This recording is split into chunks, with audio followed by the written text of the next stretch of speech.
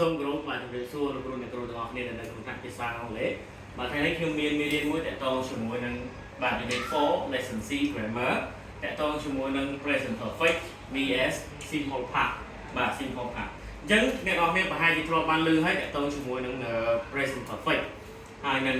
Simple Past ឬក៏ Past Simple ហ្នឹងឯងអញ្ចឹង Present Perfect បើយើងនិយាយបកខ្មែរគឺថាបច្ចុប្បន្នកាលសម្បូរបាទហើយបើសិនជានេះគឺមានន័យថាជាអតីតកាលធម្មតាអញ្ចឹងទៅអញ្ចឹងខ្ញុំជឿជាក់ថាអ្នកនរគ្នាប្រកាសជាណាថានឹងយល់ច្បាស់បាទ clearly អំពីបាទ simple past ហ្នឹងតែម្ដងប៉ុន្តែនៅក្នុង present perfect អ្នកនរគ្នាមួយចំនួនខ្ញុំជឿជាក់ថាបានតែ50ទៅ60%ឬក៏អ្នកខ្លះដល់70-80%អញ្ចឹងទៅអញ្ចឹង present perfect គឺយើងមានគេហៅថាការប្រើប្រាស់ហ្នឹងគឺខុសគ្នាមួយចំនួនធំជាមួយនឹងsimple past របស់យើងប៉ុន្តែនៅថ្ងៃនេះមិនមែនយកពីអ្នកនឹងមកប្រកួតប្រជែងគ្នាទេគាត់ថា teacher ចង់ combine វាចូលគ្នានៅក្នុង conversation មួយដែលយើងមានតួអង្គចំនួន2នាក់ដែលគេសន្ទនាគ្នាអំពីការតែទទួលទានម្ហូបអាហារអញ្ចឹងការប្រើប្រាស់ present ទាំងពីរនេះបាទវេយ្យាករណ៍ទាំងពីរនេះមិនមែន present ទេសំដៅណាវេយ្យាករណ៍ទាំងពីរនេះមិនមែនត្រឹមតែនិយាយគ្នាអំពីម្ហូបអាហារតែប៉ុណ្ណោះទេគឺយើងអាចនិយាយគ្នាផ្សេងក្រៅពីនឹងទៀតតាក់ទងជាមួយនឹងរឿងរ៉ាវកើតឡើងនៅពីអតីតកាលរបស់យើងណាតើឥឡូវយើងទៅមើលមក column សិនបាទយើង teacher ចែកចែងពី2 column មានបាទ teacher បិទថា present perfect គឺពណ៌ទឹកក្រូចចំណែកឯsimple past គឺពណ៌លឿងណាបាទអញ្ចឹងយើងមើល present perfect អញ្ចឹង use the present perfect to describe events បាទ events or experiences at unspecified time in the past អញ្ចឹងគឺថាយើងត្រូវប្រើប្រាស់បាទបច្ចុប្បន្នកាលសម្បូរឬក៏ទីខ្លះហៅថា present perfect ទៅពិពណ៌នាបាទ event មានន័យថាពិពណ៌នាពីព្រឹត្តិការណ៍បាទ or experience មានន័យថាឬក៏បទពិសោធន៍ទាំងឡាយណា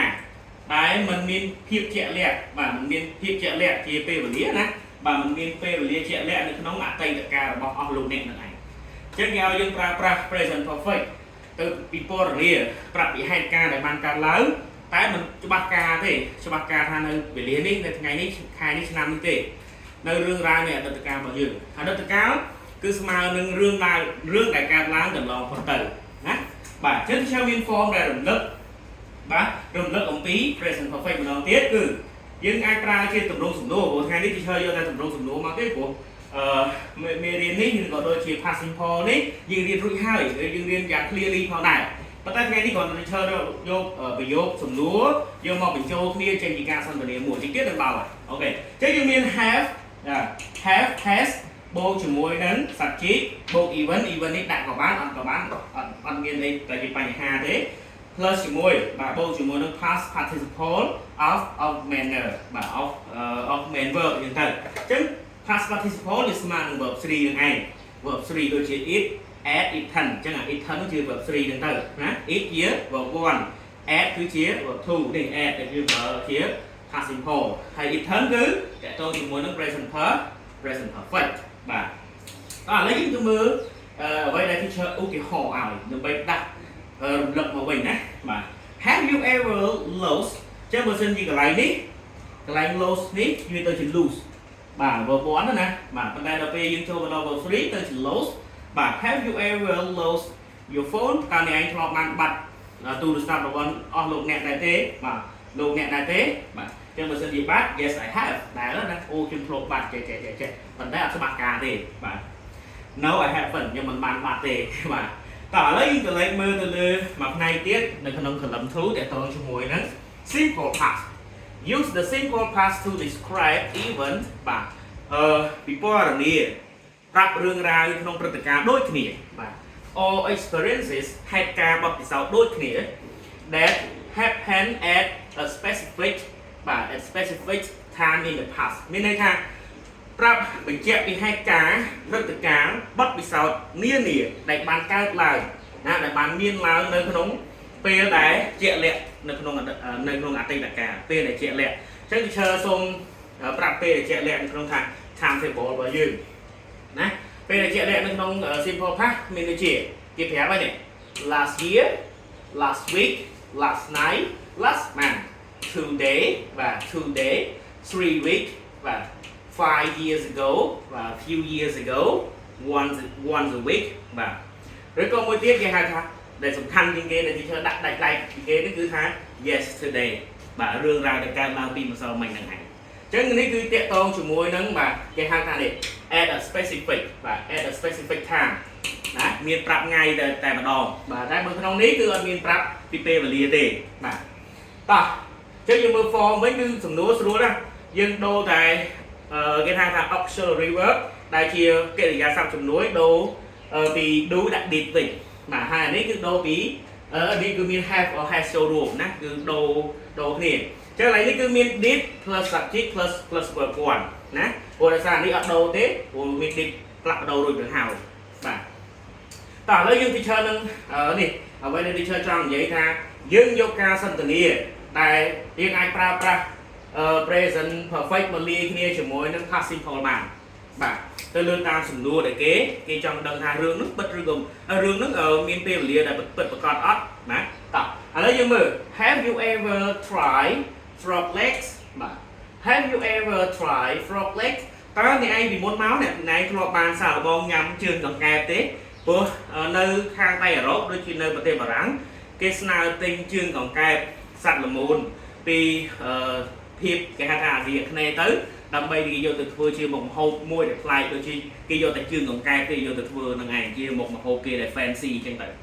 và chẳng còn mà nét nó còn vậy tha và no I haven't khi mình đại sao là bông chưa còn cài bên tê but my brother tried them once a few years ago mình đây tha còn đấy bông ôn pro mà mình đây tha bông pro rồi gặp ôn pro là bông nhóm man sao là bông bia đấm nước mình đây là trường còn cài bằng nó nè nè one ម្ដងនេះ once ម្ដងក្នុងការពីពេលប្រហែលឆ្នាំមុនបាទប្រហែលពី3ឆ្នាំមុននេះចឹងទៅបាទអញ្ចឹងគេប្រាប់ពីពេលដែលជាក់លាក់អីឡើយនេះអញ្ចឹងចាប់ពី clear នេះទៅវាចូលដល់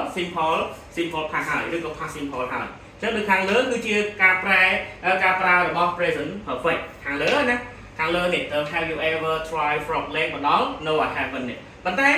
មក clear ក្រោយទៀតដាក់តាំងពី but my brother tried them ហ្នឹងមកគឺគេប្រើជាបាទ past